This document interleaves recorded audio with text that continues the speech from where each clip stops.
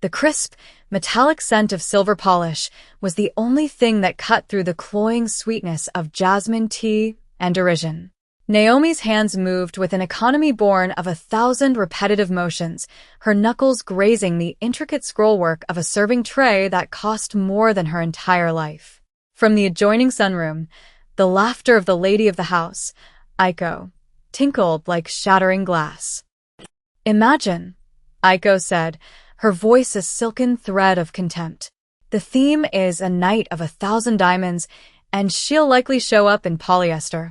Her friends, women with faces as smooth and hard as porcelain, joined in the laughter. They were talking about her. Naomi's spine stiffened, but her hands remained steady on the silver. For 2 years, she had perfected the art of being invisible, a ghost who cleaned, polished, and served in the sprawling Tokyo mansion of Tatsuya Orochi. She moved through the quiet, minimalist spaces like a shadow, her presence noted only by the absence of dust or a glass refilled without a sound. It was a form of safety. To be seen in this house was to be judged, and to be judged was to be found wanting. Especially by Aiko, a woman who wore her husband's power like a borrowed coat, 2 sizes too large. Later that afternoon, Aiko found her in the main hall, where Naomi was dusting a centuries-old screen painting of a crashing wave. She approached with a smile that never reached her eyes, a cobra swaying before it strikes. In her hand was a thick, cream-colored envelope embossed with the Orochi family crest. "Naomi," she purred, extending the invitation. "My husband and I would be so honored if you would join us for our anniversary gala on Saturday." The 2 friends who flanked her watched with undisguised glee, their eyes hungry for her humiliation. It was a performance. The invitation was a weapon. They expected her to stammer, to refuse, to shrink. They wanted to watch her squirm, to remind her of the vast, uncrossable chasm between their world and hers. Naomi's heart hammered against her ribs, a frantic bird in a cage. Every instinct screamed at her to flee, to make an excuse, to disappear back into the shadows where she belonged. But as she looked at Aiko's perfectly made-up face, at the casual cruelty swimming in her dark eyes, something else sparked within her. A quiet, cold ember of defiance. She had spent her life being underestimated, overlooked. Tonight, that was her only advantage. She took the invitation, her unadorned fingers brushing against Aiko's manicured ones.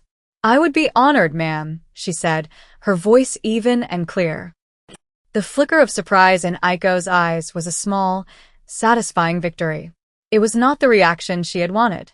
Naomi gave a slight bow and walked away, the heavy invitation feeling like a death sentence in her hand. For the next 2 days, the weight of that choice pressed down on her.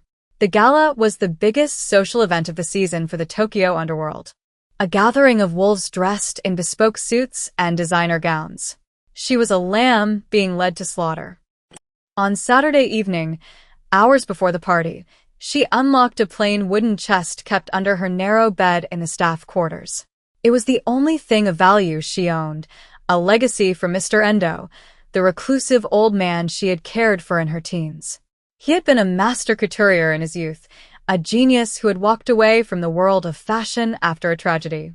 He had left her this chest, and inside, nestled in layers of acid-free paper, was a single dress. "You wear this only when you have nothing left to lose, little bird," he had told her, his voice a dry rasp. "When they have backed you into a corner and expect you to break. You do not break. You become the fire." She had nothing left to lose. She lifted it from the box. It wasn't just a dress, it was a statement.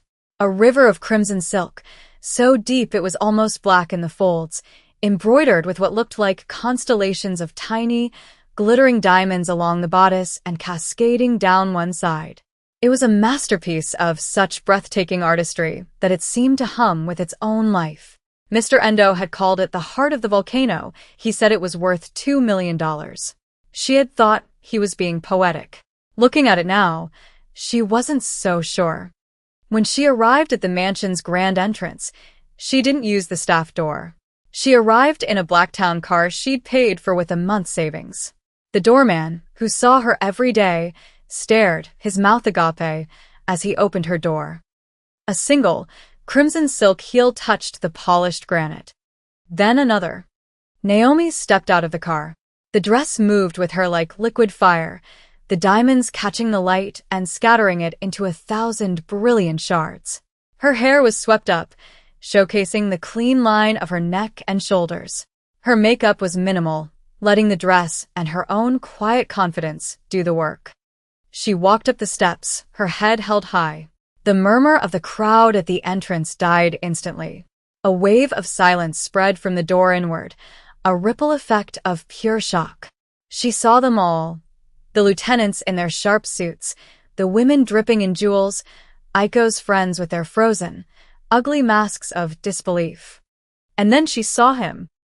Across the vast, crowded room, Tatsuya Orochi stood like the calm at the center of a hurricane. He was talking to a rival boss, his posture one of relaxed authority. He was a man carved from stillness and shadow, his power absolute and unspoken.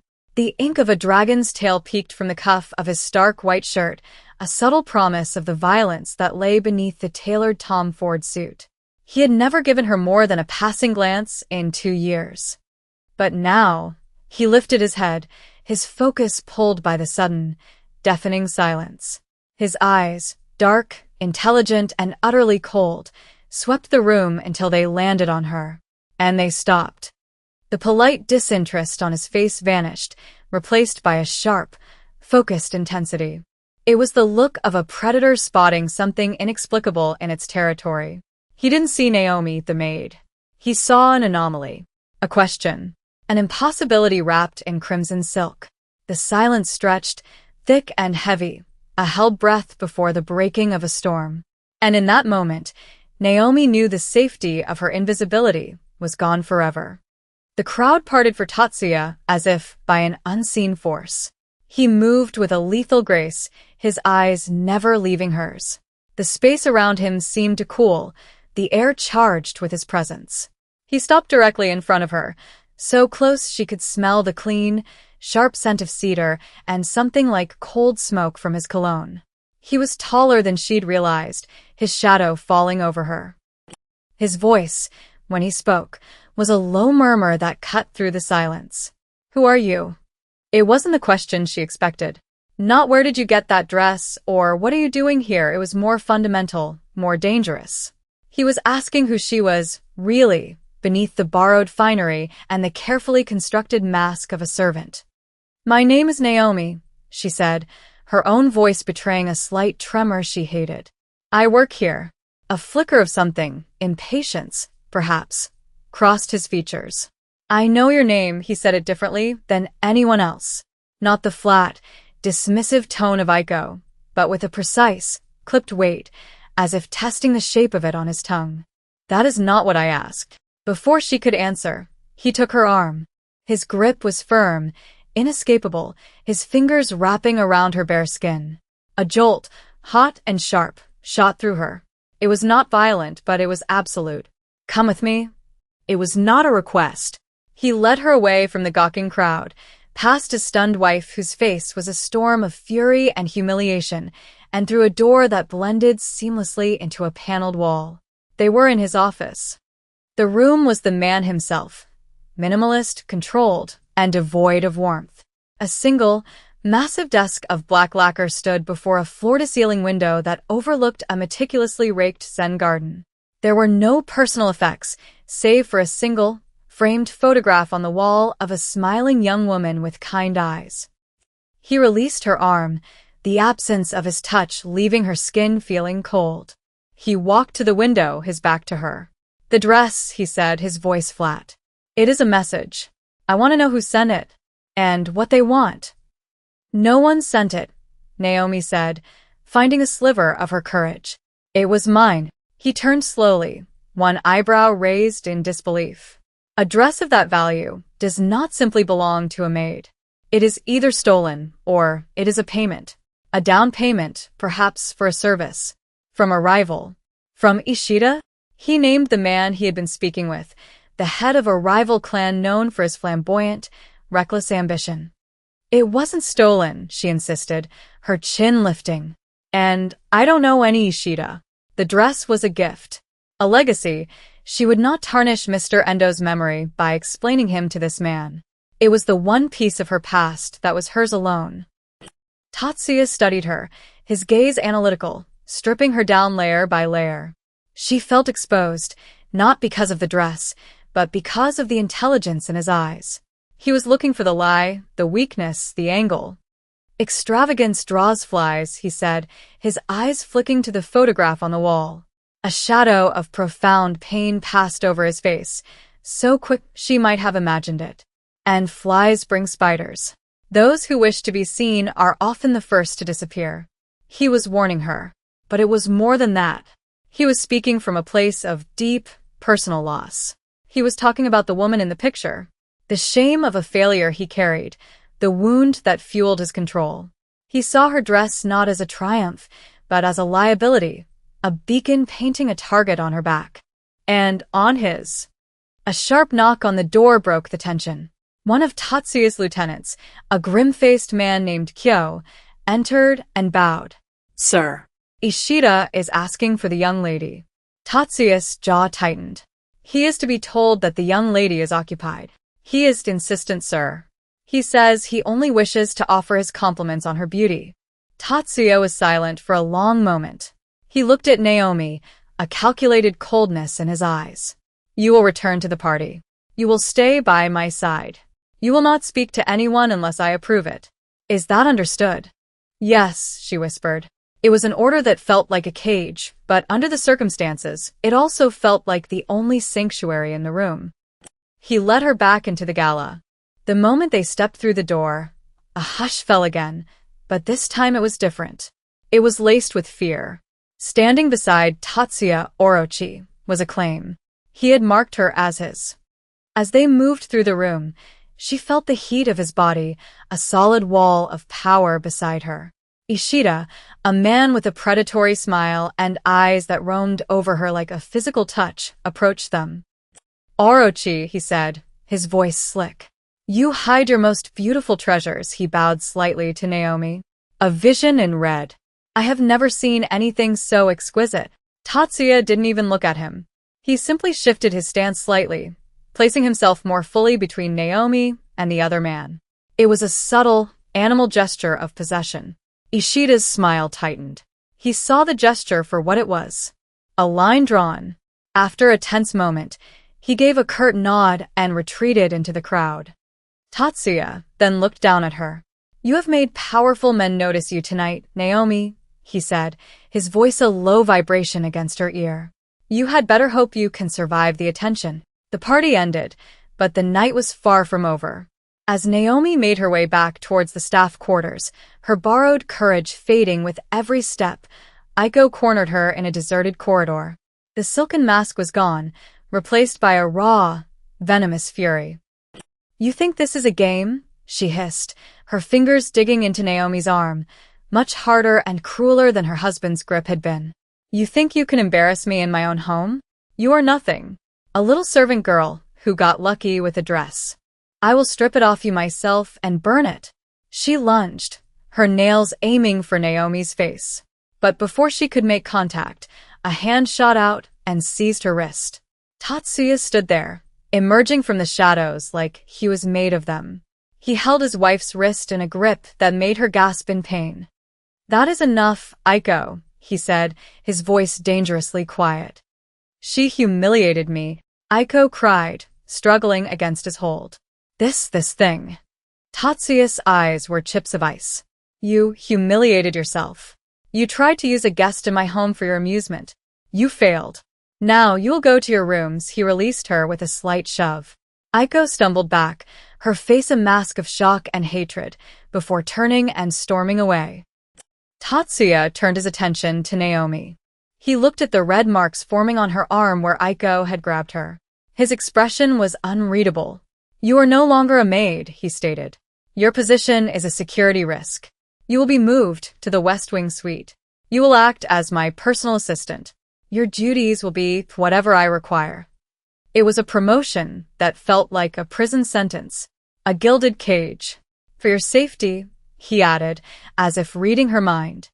The next few days were a blur of disorientation. Her simple room was replaced by a luxurious suite of rooms that overlooked the city. Her uniform was replaced by a wardrobe of expensive, understated clothing that appeared as if by magic. She was no longer invisible. The staff now watched her with a mixture of fear and resentment. She was Tatsuya Oroki's property. The danger he'd warned her about didn't take long to manifest. He sent her on an errand to a specialty bookstore in Ginza, a test of some kind. As she was crossing a quiet side street, a black sedan with tinted windows accelerated directly toward her. Time seemed to slow. There was the scream of tires, the roar of the engine. She froze, her mind blank with terror.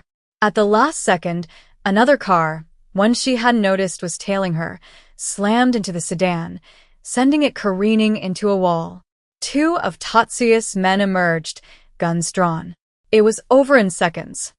They drove her back to the mansion in silence. She sat in the back, her body trembling uncontrollably, the image of the headlights burning behind her eyes. When they arrived, Tatsuya was waiting. He took one look at her pale face and the slight tremor in her hands, and a muscle in his jaw clenched. He dismissed his men and led her into the garden, the one she could see from his office. He didn't speak, just stood beside her as the city sounds faded, replaced by the gentle trickle of a water feature. The sight of her, so close to being erased, had clearly shaken him. The calculated coldness in his eyes was replaced by a flicker of raw, possessive fury. "This was Ishida," he said finally. It was a statement of fact. "He is testing my response." "By trying to kill me?" she asked, her voice thin. "By trying to take something from me," he corrected her, his gaze intense. In the days that followed, the house became a fortress and a pressure cooker. Tatsuya needed to know who inside his organization was feeding Ishida information. The attack was too well-timed. The leak had to be close. He suspected one of Aiko's friends, a woman named Miki, who had family ties to Ishida's clan. But he had no proof. Naomi, now confined to the house, fell back on her old skills. She moved quietly. She listened. She had spent 2 years learning the rhythms of this place, the secrets whispered in corridors when the masters were away. One afternoon, while arranging flowers near Aiko's now-deserted sunroom, she heard Miki on the phone, her voice low and urgent. She was speaking about a shipment to route a time. Information that could cripple one of Tatsuya's most profitable operations. Naomi froze. She held in her hands the life of a woman. To tell Tatsuya would be to sign Miki's death warrant. His justice was swift and final. To stay silent would be to leave herself, and him, vulnerable to another attack. She was a maid, a girl from a quiet neighborhood who cared for an old man. This world of silent executions and brutal power plays was not hers. But it was her reality now. She had worn the red dress. She had walked into the fire. That evening, she went to his office. He was looking over documents, the lamplight carving his face into sharp angles. He looked up as she entered. "I heard something," she said, her voice barely a whisper. She laid out the details she had overheard, her words precise, clinical. She did not look at him. She stared at her own hands, twisting in her lap. She had just condemned someone. She had crossed a line she could never uncross, stepping from the world of the innocent into his. He listened without interruption. When she was finished, the silence was heavy, absolute. He stood up and walked to the bar, pouring 2 glasses of whiskey. He handed one to her. "You did what was necessary to survive," he said. She looked up at him then, her eyes flashing. "Is that all this is? Survival?" He held her gaze, and for the first time, she saw a genuine crack in his armor. The cold, tactical mind gave way to something raw and honest. "I told myself keeping you close was a matter of security," he said, his voice rough with an emotion she couldn't name. "For your protection," he took a step closer, the space between them electric. It was a lie. The confession hung in the air, more dangerous and intimate than any declaration of love. He didn't want to protect her. He just wanted her. The next morning, Mickey was gone. No one spoke of it. It was as if she had never existed. But the threat wasn't gone. That evening, a package arrived for Tatsuya. Inside was a single, withered black rose and a photograph. It was a picture of the small, unassuming apartment building she had grown up in. On the back, a single sentence was scrawled. "I know where all your treasures come from." Ishida was no longer targeting Tatsuya's new possession. He was targeting Naomi. Ishida's message was a declaration of war, with her as the battlefield. The photograph of her old home was a violation, a predatory hand reaching into a past she thought she had left behind. Tatsuya burned it in a heavy crystal ashtray, the edges curling into blackness, but the threat remained, hanging in the air like toxic smoke. "He will try to lure you out," Tatsuya said, his voice a low growl. "He will use something from your past. Something he thinks you cannot resist." He was right. 2 days later, a call came. Not to the mansion's secure lines, but to a small, disposable phone Tatsuya had given her. The number was blocked. When she answered, the voice on the other end made her blood run cold. It was her former landlady, Mrs. Sato, a kind, elderly woman who had always looked out for her. She was weeping. "Naomi, my dear, some men, they said you need to come. They have my son." It was a lie, a clumsy one. Mrs. Sato's son lived in Osaka. But the panic in the old woman's voice was real. Ishida had her. He was using a fragile, innocent woman as bait. "Where?" Naomi asked, her voice tight with a cold fury that surprised her. Mrs. Sato sobbed out an address, a closed tea house in a quiet, industrial part of the city. When she told Tatsuya, his face became a mask of stone. "It is a trap." "I know," she said. "I'm the bait. But he has Mrs. Sato. I have to go." "We go," he corrected her, his eyes blazing. This was not just business. Ishida had made it personal. He had reached into Tatsuya's home and used an innocent to threaten the woman he now considered his. It was an insult that could only be answered with blood. They didn't go in with guns blazing. Tatsuya's approach was, as always, surgical. He and 2 of his most trusted men, dressed in simple, dark clothing, entered the tea house through a rear service entrance they'd breached moments before. Naomi was with them, her heart pounding a frantic rhythm against her ribs. Tatsuya had wanted her to stay in the car. She had refused. "This started with me," she'd said. "I will see how it ends." He had looked at her, a flicker of something like respect in his eyes, and given a single, sharp nod. The main room of the tea house was dimly lit. Ishida sat at a low table, a smug smile on his face. Mrs. Sato was huddled in a corner, terrified but unharmed. Ishida's men were positioned around the room, arrogant in their numbers. The little bird comes to the cage," Ishida said, his eyes landing on Naomi. "And you brought the dragon with you. How touching." Tatsuya stepped forward into the light, his hands empty, his presence alone a weapon. "Let the woman go, Ishida. Your business is with me." "My business is with whatever you value," Ishida sneered, gesturing toward Naomi. "And you, my dear, are vastly overvalued. A pretty distraction. He will tire of you, just as he tired of his wife.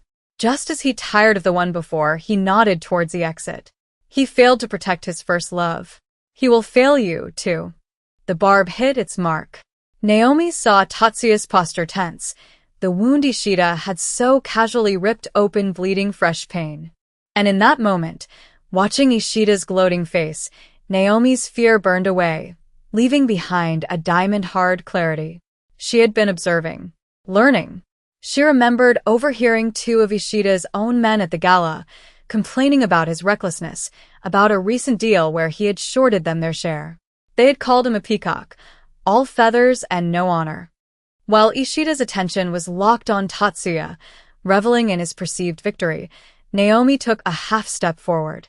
Her voice, when she spoke, was not loud, but it was clear and carried across the silent room. "Is this what the Murata brothers died for?" she asked, her gaze sweeping over Ishida's men. "So, he could steal their share of the harbor deal to buy himself another car?" A confused murmur went through Ishida's soldiers. They looked at each other, then at their boss, whose smug smile faltered. Naomi's words, a shot in the dark based on a scrap of drunken gossip, had hit a nerve. She had introduced a single, potent seed of doubt. She had used intelligence, not force. That was the opening Tatsuya needed. The room exploded into motion. Tatsuya moved like a blur, not toward Ishida, but toward his two closest guards. It was choreography of violence, precise and brutally efficient. In the chaos, as Ishida's men hesitated, their loyalty fractured by Naomi's words, Tatsuya's own men secured Mrs. Sato and neutralized the remaining threats. Ishida, his trap falling apart, pulled a knife and lunged for Naomi. He was wild, desperate. Tatsuya intercepted him, a blur of black cloth and controlled fury. There was a sickening thud, a grunt of pain. When it was over, Ishida lay on the floor, and Tatsuya was standing over him, his arm bleeding freely from a deep gash. A price had been paid. In the silent aftermath, back in the sterile safety of Tatsuya's office, Naomi carefully cleaned the wound on his arm. The scent of antiseptic mingled with the metallic tang of his blood. Her hands, once used to polishing silver, were now steady as they stitched his skin, a skill she'd learned caring for Mr. Endo's many small injuries. He watched her, his expression unguarded for the first time. The man of violence and calculation was gone, replaced by someone more vulnerable. He reached up with his uninjured hand and gently touched her face, his thumb tracing the line of her jaw. "My men are loyal because I pay them," he said, his voice quiet and rough. "My family is loyal because of blood. But you," he paused, his dark eyes searching hers. "You are loyal because you chose to be." It wasn't a declaration of love. In his world, it was more. It was the ultimate acknowledgement. He saw her not as a possession, but as an ally, an equal. "Ishida was right about one thing," he continued, his thumb stroking her skin. "You are my weakness," he held her gaze, the intensity there stealing her breath. "And my only strength." Weeks passed. The mansion grew quieter. Aiko was gone, her presence erased as completely as Mickey's had been. Tatsuya had dissolved their marriage, a politically and financially costly move that severed ties with a powerful family, all without a word of explanation to his lieutenants. The ripples were still being felt throughout his empire. Naomi was no longer a maid in a uniform or a spectacle in a borrowed gown. Tonight, she wore a simple, elegant black dress. She stood at the floor-to-ceiling window in his office, the same window he had stood before when he first interrogated her. The lights of the Tokyo skyline glittered below, like a fallen constellation. He had offered her a way out. A new identity, a new life, anywhere in the world she chose. A bank account with enough money to ensure she would never have to serve anyone again. Complete freedom, guaranteed and protected by the long shadow of his power. The choice was hers to make. He entered the office, silent as ever, and came to stand behind her.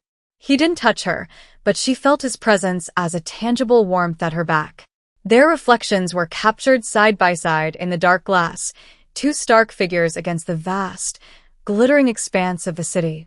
She looked at his reflection, the severe lines of his face, the stillness of his posture, the man carved from silence and danger who had shown her a terrifying, possessive tenderness. She thought of the red dress, of the girl she had been. She thought of the woman she was becoming. She didn't turn around. She kept her eyes on their reflections, on the city that sprawled before them, a kingdom of light and shadow. "I think I like the view from here," she said softly. It was not a surrender. It was not a declaration of love. It was a choice. Her choice. To stay in the fire and finally, truly become it.